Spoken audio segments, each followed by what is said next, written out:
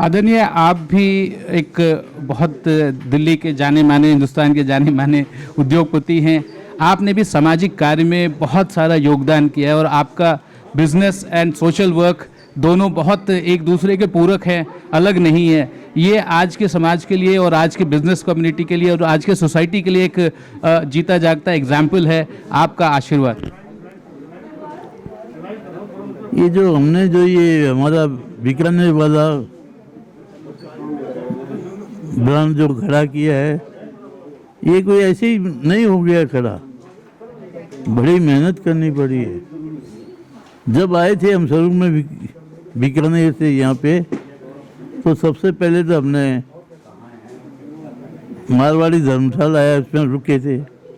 उसमें रुकने के बाद वहाँ बीकानेर से रसगुल्ले भुजिया मंगाते थे, तो रसगुल्ला वगैरह डाल के बाल्टी में डाल के बेचते और किसी ये कुमार सिनेमा है और ये मोती सिनेमा है, के बीच में झूलते रहते थे। इंटरवल जब होती तो धीरे धीरे करते मोती बाज़ार में दुकान आई, कटा मंगी में आई, फिर चांदनी चौक में, फिर करोल बाग में। बड़ी मेहनत करनी, बड़ी कठिन मेहनत करनी पड़ी। बिना मेहनत के कुछ नहीं होता है। वो मेहनत करे और सच्चाई नहीं रखे तो वो मेहनत बेकार भी हो जाती है। आदमी मेहनत करता है, सच्चाई नहीं रखेगा तो वो उसकी मेहनत व्यर्थ हो जाएगी, बेकार हो जाएगी।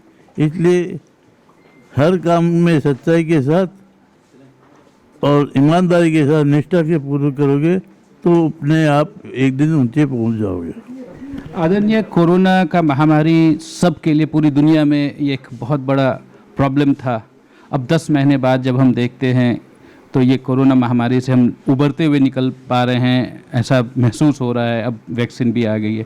आपके बहुत कैसे रहे कोई एक्सपीरियंस या कोई वाकया जो आप शेयर करना चाहें कि जो मोटिवेट करे लोगों को?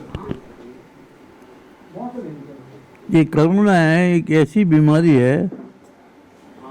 पहले तो क्या था, मरने में और पड़ने में मिल जाते थे आदमी। इस बीमारी में अपने आप को किसी को भी अपना नहीं समझा। कहीं कोई किसी मृत्यु होगी तो नहीं जा सकता, ना कोई और जा सकता। ये सबको बिछो करने वाला बीमारी आई है कोरोना। सब अलग हो जाओ, एक हो जाओ, एक दूसरे से हाथ मत मिलाओ। ये इतनी कठिन बीमारी आई, वो तो ये अपने प्रधानमंत्री जी का बहुत बहुत शुक्रवाद है कि उन्होंने इसको बीमारी को संभाल लिया। और नहीं तो क्या है, जैसे अमेरिका में देखो, लंदन में देखो क्या हालत हो रही है। ये हालत यहाँ अपना हिंदुस्तान में नहीं हुई। इन्होंने कंट्रोलिंग कर दी सबको, और यहाँ की जो जनता है वो भी कंट्रोलिंग में थी।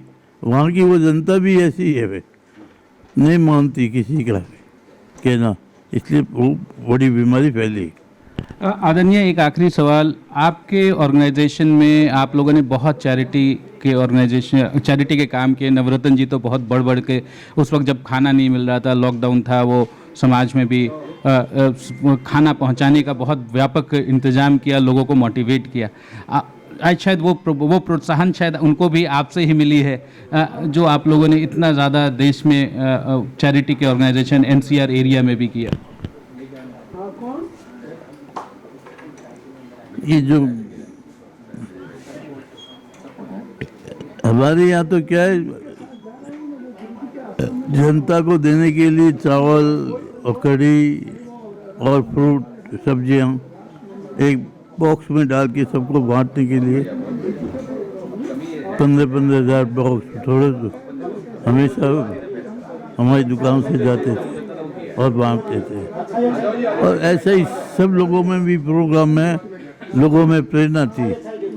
अग्रवाल समाज देने वाला समाज है, तो जहाँ देखो ये देने के लिए ही सब कुछ करते हैं। और इसी ढंग से सबको, ये नहीं कि पास में जो दूर दूर में थोड़े इलाके में थे उनको भी बनी बनाई चीज़ देते। अनाज हम नहीं देते थे, हम तो बनी बनाई चीज़ ताकि वो तुम खा ले और अपना पेट भराई का काम कर ले। सर, आदरणीय, अमेरिका तक में फूड कूपन की व्यवस्था की गई और उसमें बहुत सारी बातें आई कि समाज में देने का जो एक प्रक्रिया है, जो एक आत्मभाव है, जो एक सेवा का भाव है, वो शायद आप लोगों ने जीता जागता, आपके ऑर्गेनाइजेशन ने, आपके पूरे ऑर्गेनाइजेशन में पूरे नीचे तक आपने वो कूट कूट कर भरा है उन लोगों पे, अपने स्टाफ में, अपने बच्चों में और अपने सारे जो ऑर्गेनाइजेशन से जुड़े हुए लोग हैं।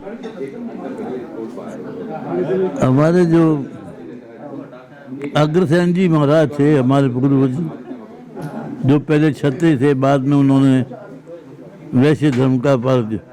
तो जितने भी आप देखो धर्मशालाएं और जो भी धर्मशालाएं, हॉस्पिटल हैं, सब वैश्यों की मिलेगी। ये नहीं कि किसी और जाति की तो मिलेगी ही नहीं। अग्रवालों की, जैनियों की, इनकी मिलेगी, जिसमें अग्रवाल सबसे ज़्यादा इम्पोर्टेंट है। तो वैसे धर्म जब अग्रसेन जी ने पाला तो उसको हमारे यहाँ वो 1 रुपया एक ईंट जो आता था उसको देते थे। पूरा समाजवाद था। उस समाजवाद से जो 1 रुपया एक ईंट से तो उसका मकान बन जाता था और 1 रुपये से उसका व्यापार चल जाता था। जितने भी होते 1-1 रुपया एक ईंट देते थे, ऐसे ही चलता था। और आज भी हमारे अंदर यही प्रथा है अग्रवालों में कि देने का काम करो। जो आज तक भी देते हैं, दुनिया भर की हॉस्पिटल देखो, पंजाबी बाग में हॉस्पिटल है, अग्रसेन शादीबाग है, ये प्रीतमपुरा में, रोहिणी में है। ये अब कितनी है, इसकी नाम ही याद नहीं है भाई साहब। इतनी धर्मशाला है, इतने वो, इसलिए देने का काम अग्रवालों का या वैश्यों का ही है अपना, और किसी का नहीं है। आज के भौतिकी युग में ये कहें, जो आपने एक बात कही कि देना और समाज के जुड़े रहना, वो बहुत बड़ी बात है, लेकिन आज के भौतिकी युग में शायद उसका बहुत ज़्यादा पालन नहीं हो पा रहा है। हम समाज के लिए नहीं काम कर रहे। उनके लिए आपका क्या कोई संदेश होगा या कोई मार्गदर्शन आपका हो? दोबारा बोलिए, क्या कह रहा आप? देने की जो एक प्रथा, एक समाज से जुड़ने की प्रथा, एक समाज को जोड़ने की प्रथा, आज के भौतिकी युग में शायद उससे थोड़ा सा लोग विषमती हो गई है, थोड़ा पीछे हट गए हैं या नहीं कर रहे हैं। उनके लिए आपका कोई संदेश या मार्गदर्शन? आजकल स्वार्थ बहुत ज़्यादा हो गया। देने के पीछे वो स्वार्थ उसका साथ कि ये दूँ तो कुछ कुछ मेरे को मिले, इस वजह से वो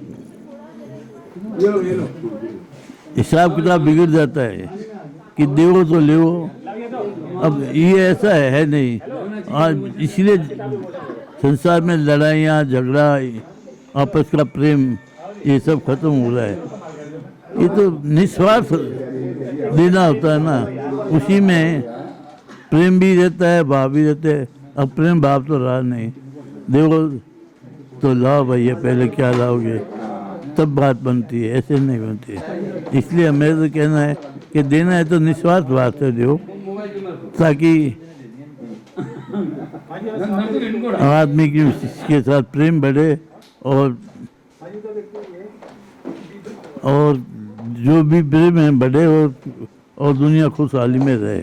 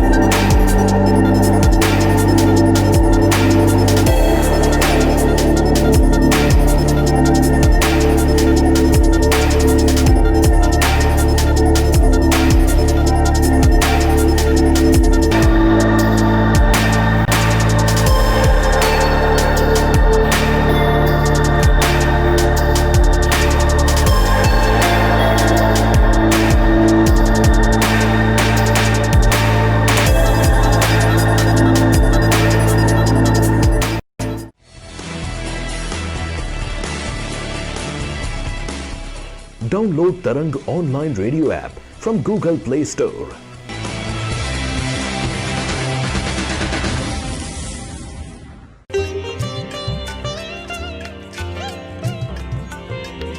You are listening to Tarang Devotional Online Radio.